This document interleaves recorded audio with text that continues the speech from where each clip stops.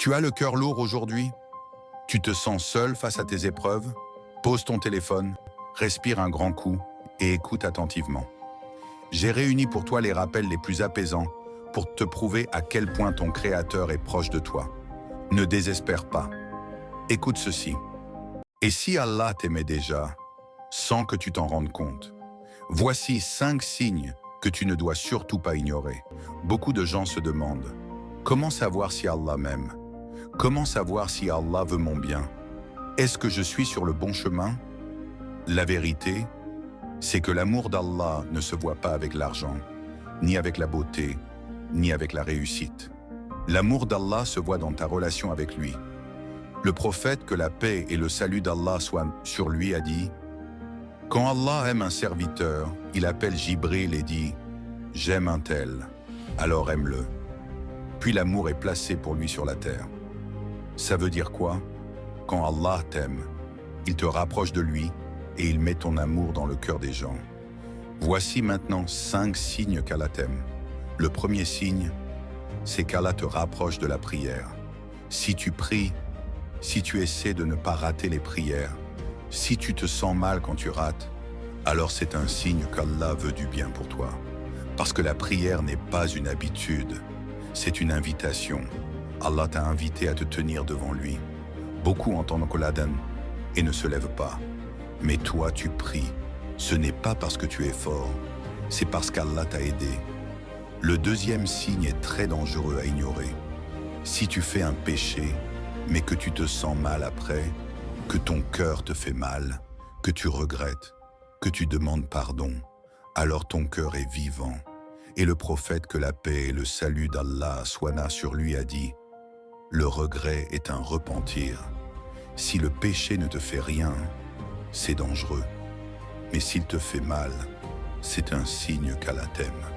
Si tu ressens ça, abonne-toi, parce que ton cœur est encore vivant. » Celui-ci, beaucoup de gens le comprennent mal. Quand Allah aime quelqu'un, il le teste. Le prophète, que la paix et le salut d'Allah soient sur lui, a dit « Quand Allah aime un peuple, il les éprouve. » Les épreuves ne veulent pas dire qu'Allah te déteste. Au contraire, elles peuvent te purifier, t'élever, te protéger. Ce que tu vois comme une douleur est peut-être une protection. Ce signe est discret, mais très puissant. Si tu penses souvent à Allah, si tu fais du dhikr, si tu fais des invocations, alors c'est un signe qu'Allah t'aime. Parce qu'Allah dit « Je suis avec lui quand il m'évoque ». Regarde ça. Quand tu te rappelles d'Allah, Allah se rappelle de toi. Et quoi de plus beau que ça? Et le dernier signe est peut-être le plus important. Même quand tu t'éloignes, tu reviens. Tu fais des erreurs, mais tu reviens. Tu tombes, mais tu reviens. Tu faiblis, mais tu reviens. Le prophète, que la paix et le salut d'Allah soient sur lui, a dit « Les meilleurs des pécheurs sont ceux qui se repentent. » Allah ne cherche pas des gens parfaits. Il cherche des gens qui reviennent vers lui. Si tu vois ces signes dans ta vie, alors sache une chose. Allah ne t'a pas abandonné. Il est en train de te rapprocher de lui. Allahumma inni as'aluka hubbak wa hubba man yuhibbuk wa hubba amalin yuqarribuni ila habbik. Quand tu es seul chez toi, dans le noir, et que tu as peur sans savoir pourquoi. Quand tu marches dans une rue sombre et que tu sens une présence derrière toi. Dans ces moments-là, ton cœur bat plus vite et tu penses que tu es vulnérable. Mais si je te disais que tu ne l'as jamais été, pas une seule seconde de ta vie. Bienvenue dans une réalité qui dépasse ton imagination. Aujourd'hui, on lève le voile sur le monde invisible, car l'islam nous lève le secret sur une armée incroyablement puissante, dont la mission principale est de te protéger toi. On les appelle les gardiens. Le prophète sallallahu alayhi wa sallam nous a appris que chaque croyant a des anges qui se succèdent autour de lui, jour et nuit. Allah le dit clairement dans le Coran, dans la sourate Ar-Ra'd.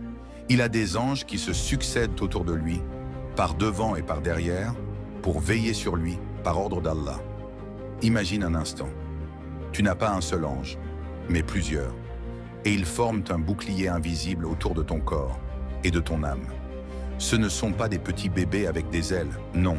Ce sont des créatures de lumière, majestueuses, fortes et obéissantes à Allah.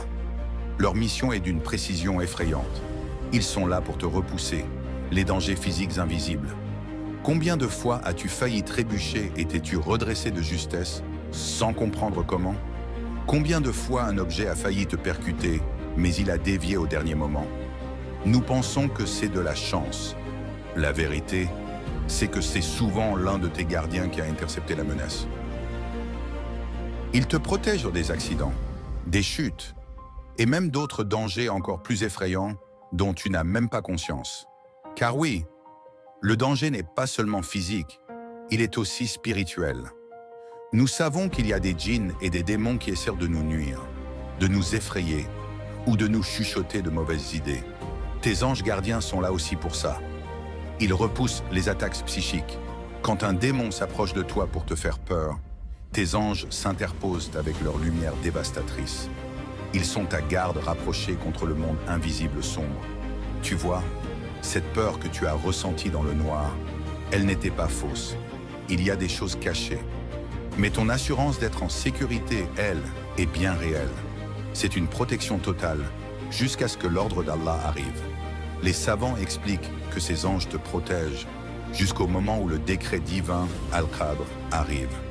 Si Allah a décidé qu'une épreuve devait arriver, les anges s'écartent momentanément pour laisser la volonté d'Allah s'accomplir.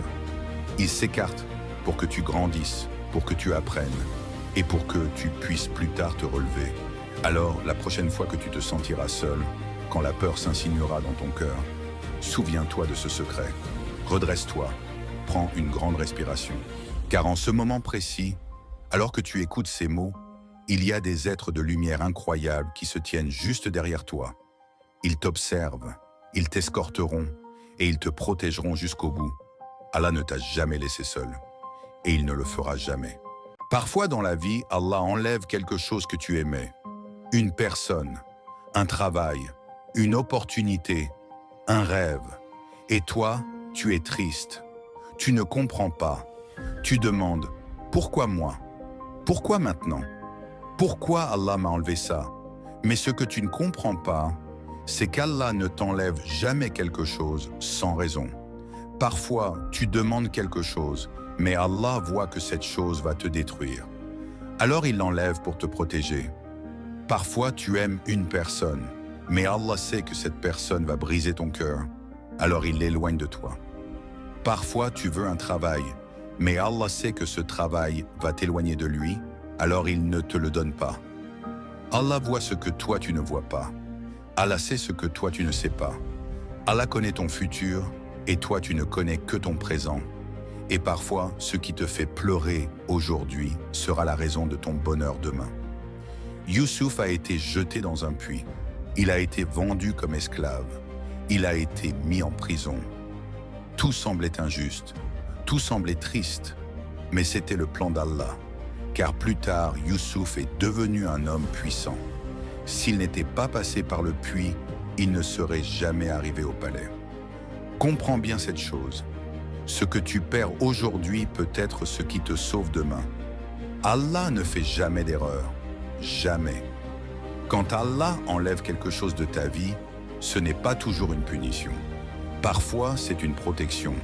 Parfois, c'est une leçon. Parfois, c'est pour te rapprocher de lui. Parfois, c'est pour te donner quelque chose de mieux. Mais pour comprendre ça, tu dois avoir une chose, la patience. Sabr. La patience, ce n'est pas juste attendre. La patience, c'est continuer à prier, continuer à faire des efforts, continuer à croire en Allah, même quand tout va mal. Et ça, c'est très difficile. Mais c'est pour ça que la récompense du sabre est énorme. Alors si aujourd'hui tu as perdu quelque chose, si aujourd'hui tu es triste, si aujourd'hui tu es perdu, rappelle-toi de cette phrase. Si Allah enlève quelque chose de ta vie, ce n'est pas pour te faire du mal, c'est pour te donner quelque chose de meilleur au bon moment. Fais confiance à Allah, même quand tu ne comprends pas. Si ce rappel t'a touché, abonne-toi à Motivation Oumma. Chaque vidéo est un rappel pour nous rapprocher d'Allah, renforcer notre foi et devenir de meilleures personnes. Abonne-toi et avance avec nous vers Jeanne.